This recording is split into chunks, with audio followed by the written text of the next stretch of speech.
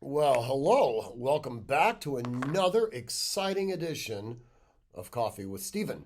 So, this week's blog is entitled De-escalation and Professionalism at Arms. Now, you might remember a couple of weeks ago, I sort of threatened to write this blog.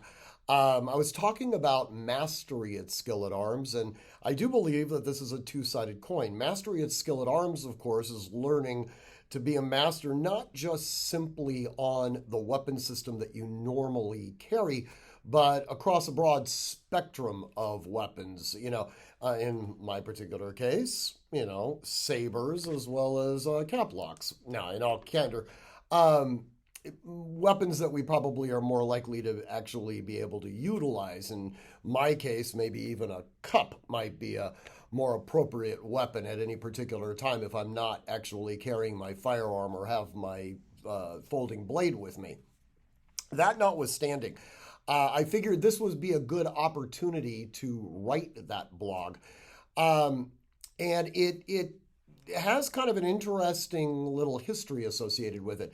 A few weeks ago, actually, probably a couple of months ago, a friend of mine, one of our clients who had gone through our CCW class, not a member at Artemis, he happens to be a surgeon, and he sent me an email asking if we had classes that specifically focused on the concept of de-escalation.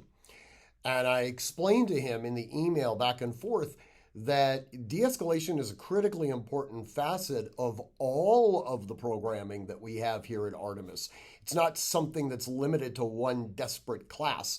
And I encouraged him to become a member and go through our program and eventually do our 4M programs, which he did. And a few weeks ago, I was talking to him. I was very pleased with what we had been going through, and he was telling me that he understood what I meant now, how de-escalation and conflict avoidance is sort of a built-in process of everything that we do here.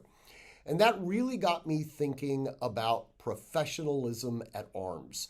Now, most people, when they think of professionalism at arms, if they've even heard the term at all, sort of assume that it refers to a level of stoicism, of sort of this Judeo Christian concept of turning the other cheek or something along those lines. And at a very fundamental level, that probably does make sense.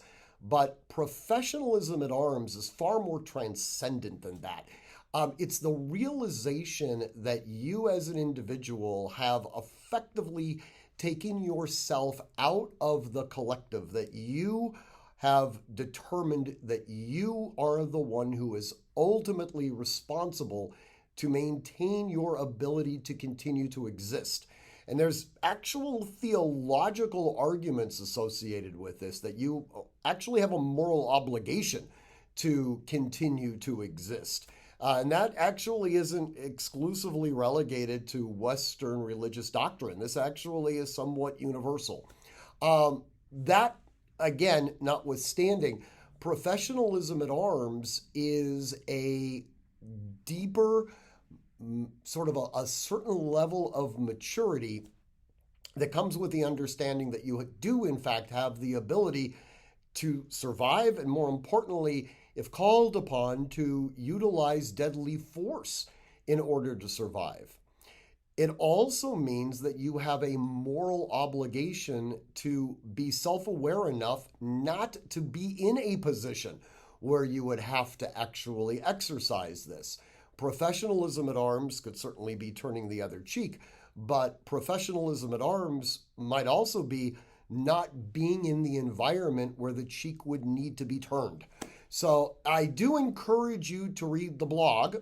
It does come out on Wednesday at about 8 o'clock in the morning. You can access it at www.artemishq.com/blog.